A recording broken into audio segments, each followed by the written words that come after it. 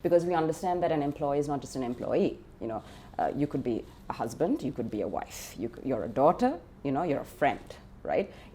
There's more to an individual than just their work employee designation, right? You're more than that. Coming up, losing your mind at work. So in this episode of the BizWatch, we will find out if there is a business case for mental health at workplace. Every organization, or at least a great many organizations here in Sri Lanka and elsewhere as well, want to make sure that they keep their employees physically safe.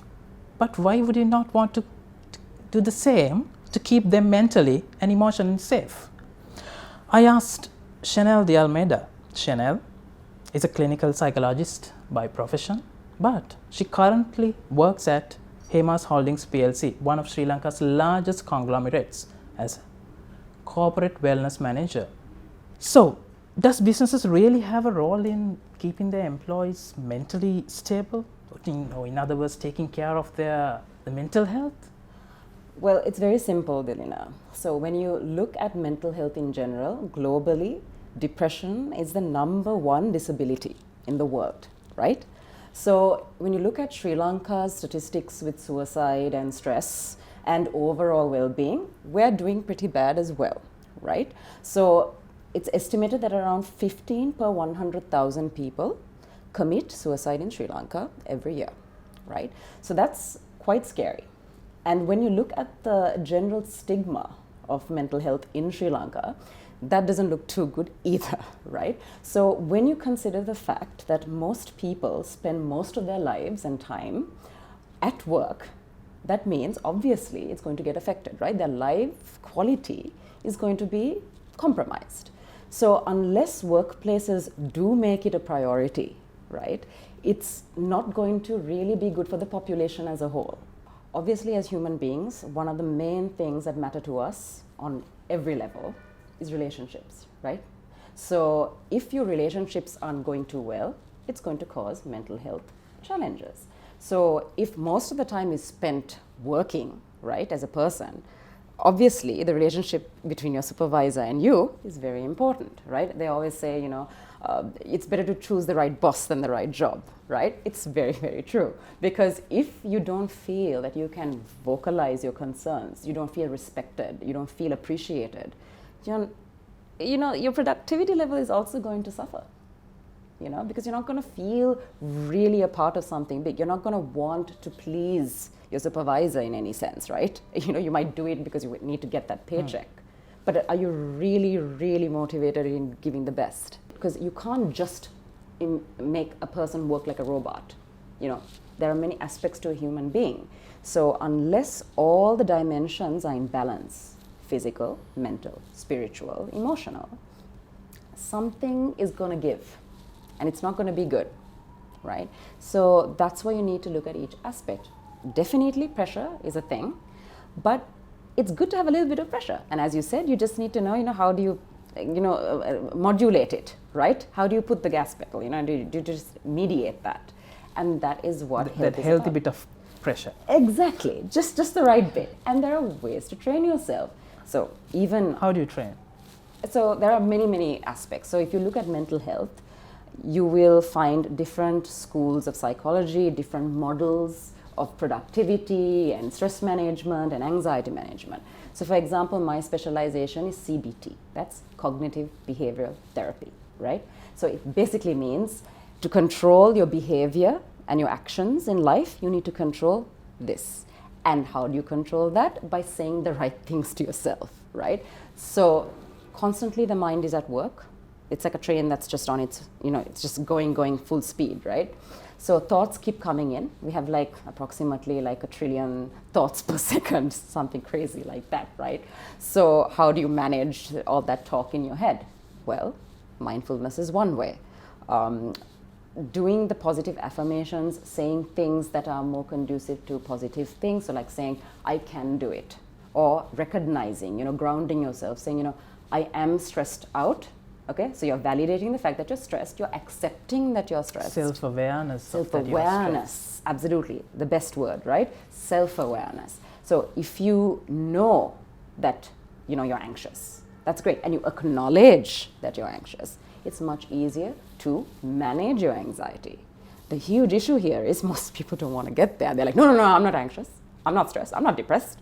Stigma, right? Stigma. Yeah, because your ego is telling, no, what nonsense, I don't have issues, I don't have problems. Because society tells you that, you can't have issues, right? You have to be perfect all the time. You have to do everything. You have to be the best at your job. You have to be the best wife. You have to be the best mother, the best husband, the best son, everything, right?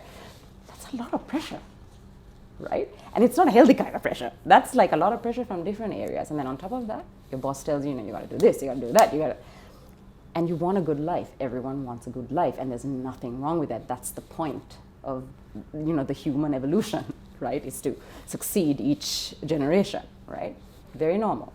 Thing is, we have to understand that balance is key. We all talk about that, right? In the Buddhist teachings, it talks a lot about that, having that balance, middle path, non-attachment, mindfulness. Don't, let things go out of hand. Don't be extreme, right? Be in the middle. That's mindfulness, that's psychology. The number one thing about mental health professionals is you just need to be good at listening, right? Not talking, contrary to popular belief, it's listening. You have to be able to listen. You don't have to advise them, you don't have to prescribe anything, just sit there and acknowledge, empathize, validate, right? And that's what, most of the time, that's what we end up doing when people come to us. We're like, okay, let's just, book a room and let's just have a chat, Tell me what's going on, I won't tell anyone else. You're not supposed to, as a professional, you're not supposed to, as a person within that organization, you should, honor that relationship and not convey anything personal of someone else's.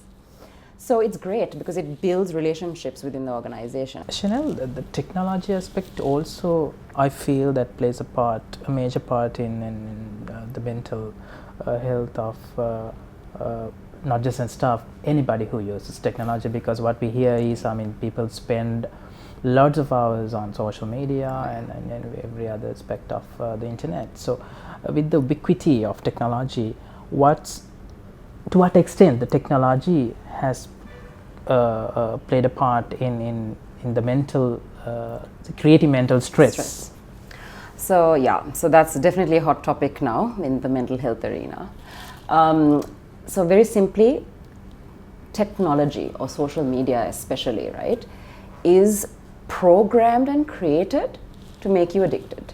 So you and I, when we look at the phone, that app or that drive between, Facebook and Instagram, they are created to make you hooked, right? So your endorphins and, that serotonin, dopamine, all those hormones that make you feel awesome, every time you get that notification, you get it. Why? Because you're being validated. Someone cares about me, right? So it's like what we were talking about, the relationship building part. This is like instant gratification. Oh, I am important. Oh, people love me, right? Of course, we all know that behind those notifications and likes and stuff, there's no real love there. It's just an impulse, right? It's just a minimal acknowledgement for a very quick period of time, right? But the thing is, you just want more, right? It's not the quality, when it comes to social media, it's the quantity. Followers, likes. So no matter what you're doing online, as long as it gets the viewership, validated. I'm good now, I'm good. It doesn't matter what I'm saying. It could be a terrible thing, and they had a lot of issues abroad, where you have these suicide community groups which encourage suicidality. So they say, basically kill yourself, they say. And a lot of these kids did do that because they felt motivated after watching that video on YouTube. So these are very dangerous things. I don't think you should demonize anything. So for example, if you demonize alcohol, right, it's dangerous because human beings have this tendency to want what they can't have. So if you tell people don't drink, guess what? They're going to want to drink more, right?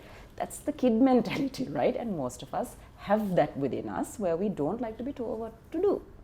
So I don't think social media should be treated as the enemy, but I do think, again, balance. It's like pressure, right? So if you really want to look at your phone, yes, look at it, but designate some time to it, where, I'll spend maybe 30 minutes to an hour, on the phone today.